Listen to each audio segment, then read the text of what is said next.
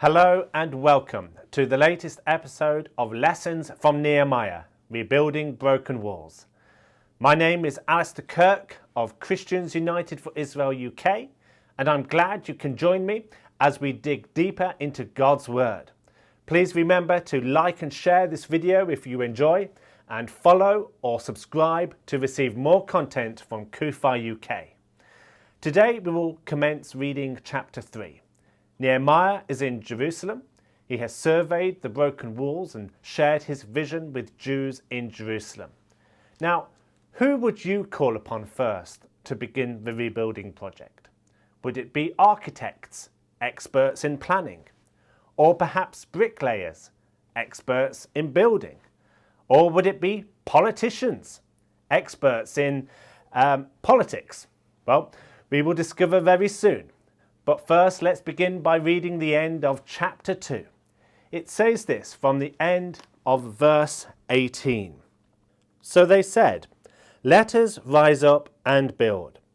Then they set their hands to this good work.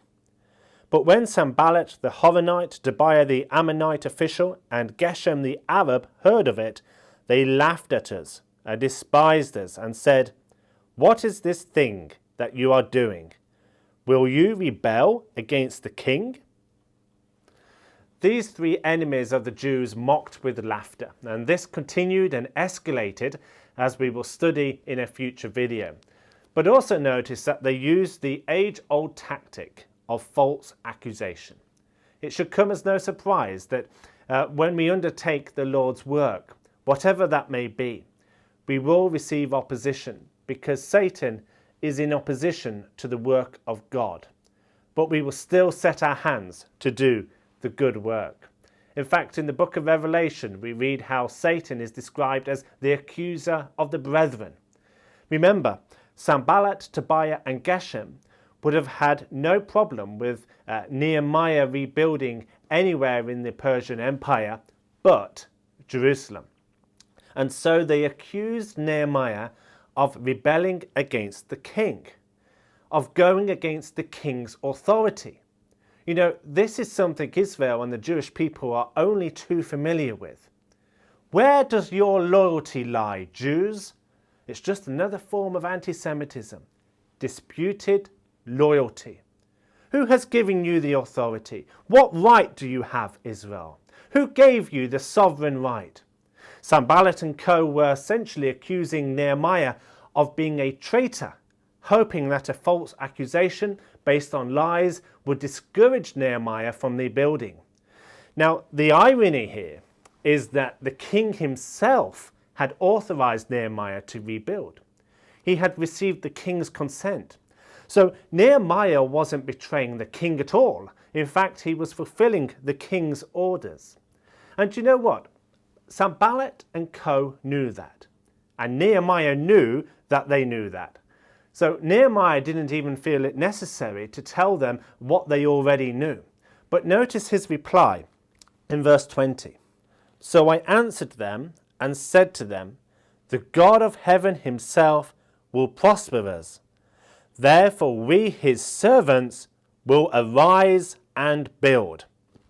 So Nehemiah chose his words carefully. He made no mention of King Artaxerxes, although his loyalty to him was never in any doubt. However, Nehemiah and workers were there as his servants, God's servants.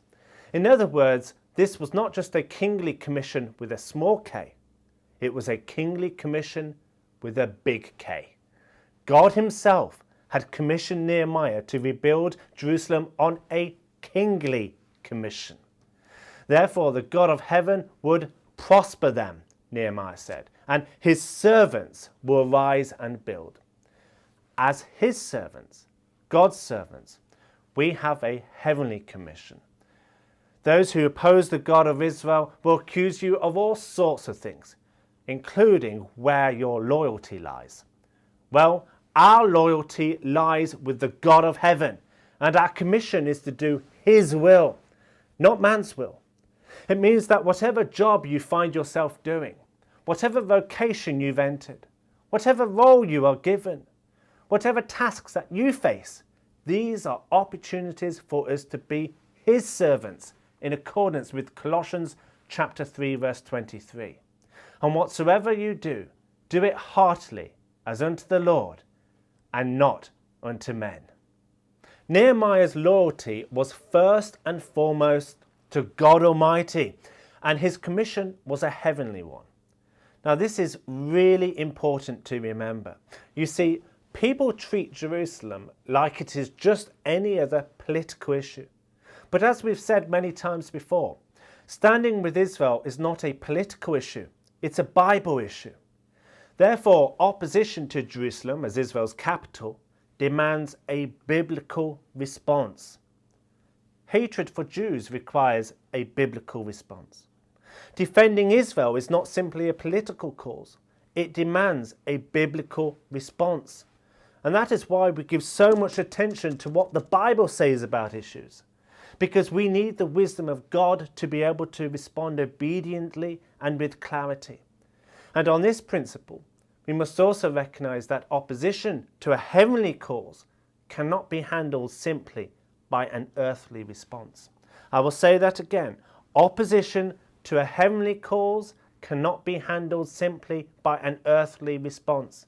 In fact, opposition that is spiritual in nature demands a spiritual response. And therefore, we make a big mistake if we listen to the opinions of man more than the teachings of God. That goes for many things, by the way, not just Jerusalem and Israel. We have been commissioned by the King of Kings to stand for righteousness, to stand for truth. So may our loyalty be to him, and may God give us the courage and the grace to stand firm, because these are certainly days in which we are commissioned to stand firm for the sake of righteousness. Now, we begin chapter 3 with what I consider to be one of the most encouraging verses of the book of Nehemiah. In fact, I think what we read next is a catalyst for change. Please read with me from Nehemiah chapter 3, verse 1. Then Eliashib the high priest rose up with his brethren the priests and built the sheep gate. They consecrated it and hung its doors. I love this because we've just identified that this is not just a natural commission, but a spiritual one. And here, picking up their trowels of all people are the priests. The priests rose up. The priests rose up. At a moment of great need, the priests rose up. When the whole project was at risk of not even taking off the ground, the priests rose up. What a breath of fresh air this is to read, that when confronted with a holy cause and a biblical commission, the appointed godly leaders of that time, Israel's priests, stepped up and led by example. I'm sure we all know how significant the priests were in ancient Israel and how dependent the Israelites were upon the priests for the spiritual maintenance of the nation. And here they were, taking it upon themselves to lead in this special task, exactly as God-fearing leaders should. You know, if we turn for a moment now to Christian leaders specifically, those who are in pastoral and teaching roles in the church at this present time, I want to say that we need God-fearing leaders in the church who are prepared to obey the voice of God and lead by example concerning Israel. At CUFI, we are privileged to know so many who do.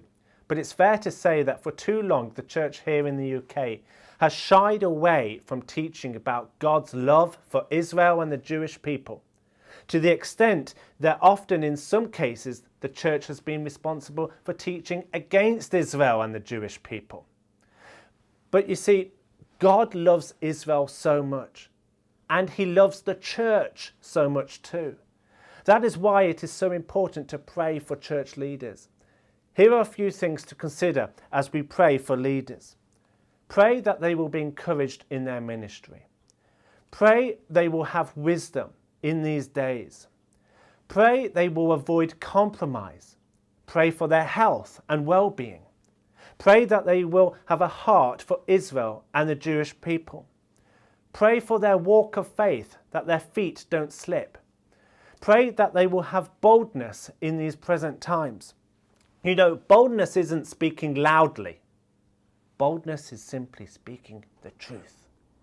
And how we need courageous Christian leaders today who are prepared to stand firm on the truth.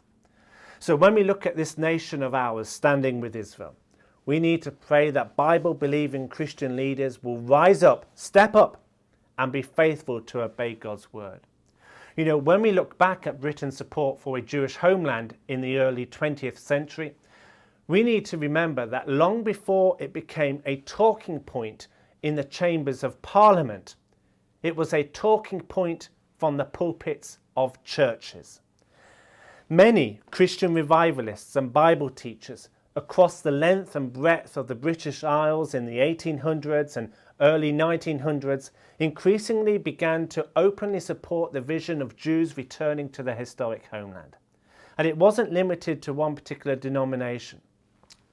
Anglicans such as Bishop J.C. Ryle, Charles Simeon, John Newton, who was famous for the hymn Amazing Grace. Baptists such as Charles Spurgeon, John Gill and John Ripon. Scottish Presbyterian Samuel Rutherford, Congregationalist John Owen, among others, supported this vision, and co-founder of the Methodist Church, John Wesley, was another. And do you know what? When the church had revelation of God's special purpose for Israel and reconnected to its Judeo roots, it transformed Britain's spiritual landscape as well. And it was only a matter of time before this widespread expectation among Christians started to influence the corridors of power in Westminster, leading to a sympathetic British government that issued one of the most important documents, the Balfour Declaration. You see, Britain's stand with Israel began with the church, and it was only a matter of time before Christians in politics became instrumental advocates. Friends, I believe it is true today. Britain's stand with Israel begins with the church. Yes, we need God-fearing men and women in Parliament, of course we do. But just as Nehemiah needed support, the church can act as a weather vane that gives direction to a nation that desperately needs it.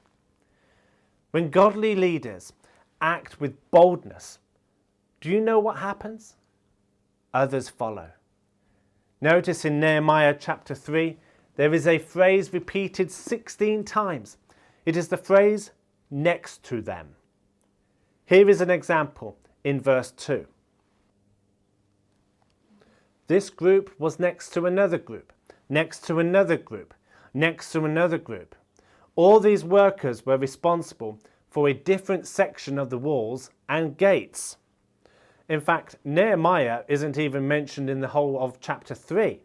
It doesn't mean that he wasn't there, of course, but the focus momentarily shifted to all those who rallied to the call to build.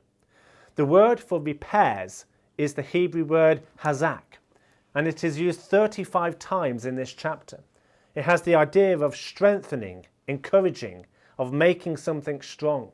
And it reminded me that when it comes to serving the Lord, we all have a part to play.